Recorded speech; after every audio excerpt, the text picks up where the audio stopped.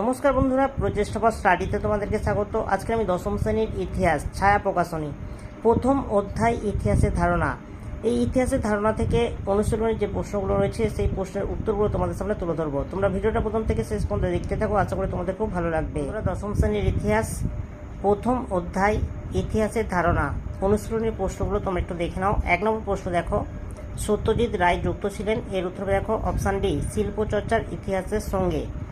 2 প্রশ্ন দেখো, বিপিনচন্দ্র পাল লিখেছেন, এর উত্তর হবে অপশান এ 70 বৎসর।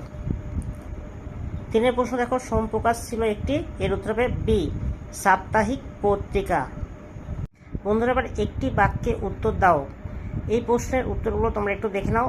1 প্রশ্ন দেখো, কলকাতার ঔপনিবেশিক স্থাপত্যগুলির যে কোনো একটি উল্লেখ করো। এর উত্তর হবে এশিয়াটিক সোসাইটি, ভিক্টোরিয়া মেমোরিয়াল। দুটো দিয়েছি, যে কোনো একটি লিখলে হবে। 2 প্রশ্ন দেখো, সরকারি নথিপত্র কোথায় সংরক্ষণ করা হয়? এর উত্তর হবে মহাফেজ খানায়। তোমরা এবার বিয়ের দাগে দেখো ঠিক বা ভুল নির্ণয় করো।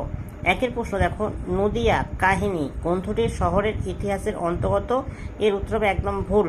2 প্রশ্ন দেখো, সোমপ্রকাশ পত্রিকার সম্পাদক ছিলেন দ্বারকানাথ বিদ্যাভূষণ, এর উত্তর হবে একদম ঠিক। বন্ধুরা এবার স্তম্ভ মেলা প্রশ্নগুলো তোমরা একটু দেখো। 1 প্রশ্ন দেখো, সরলা দেবী চৌধুরানী, এর উত্তর হবে দেখো জীবনের ঝরা পাতা। 2 প্রশ্ন দেখো, রবীন্দ্রনাথ ঠাকুর, এর উত্তর হবে দেখো জীবন স্মৃতি। 3 প্রশ্ন দেখো, বঙ্কিমচন্দ্র চট্টোপাধ্যায়, এর উত্তর হবে বঙ্গদর্শন। বিপিনচন্দ্র পাল, এর উত্তর হবে 70 বৎসর। বন্ধুরা ডি এর দাগে দেখো শূন্যস্থান পূরণ করো।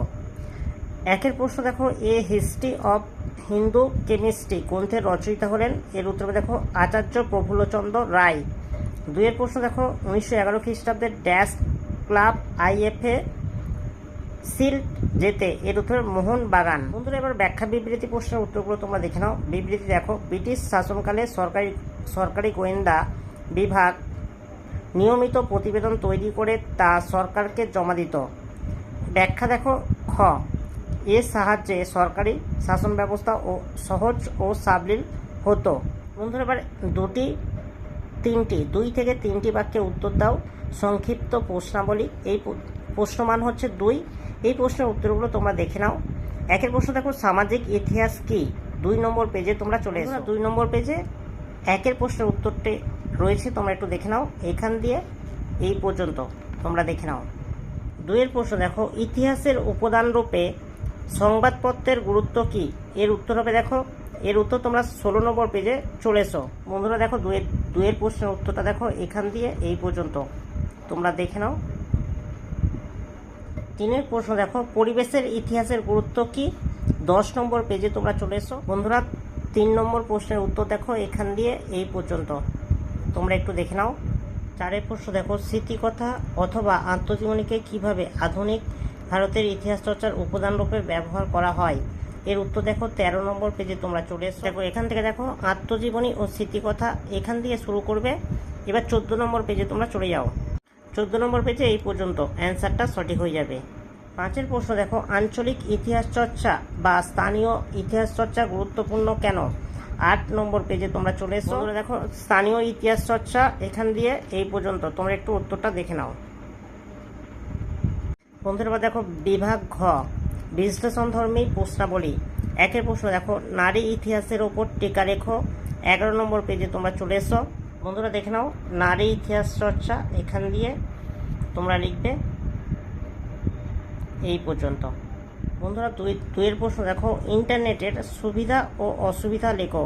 2 নম্বর পেজ, 2 নম্বর প্রশ্ন 18 নম্বর পেজ। বন্ধুরা দেখো 2 দাগের প্রশ্ন, ইতিহাসের তথ্য সংগ্রহে ইন্টারনেট ব্যবস্থার সুবিধা অসুবিধা তোমাদের স্ক্রিনের সামনে আমি তুলে ধরলাম, তোমরা একটু দেখে নাও। 3 প্রশ্ন দেখো, আত্মজীবনী ইতিহাস চর্চার ক্ষেত্রে গুরুত্বপূর্ণ কেন?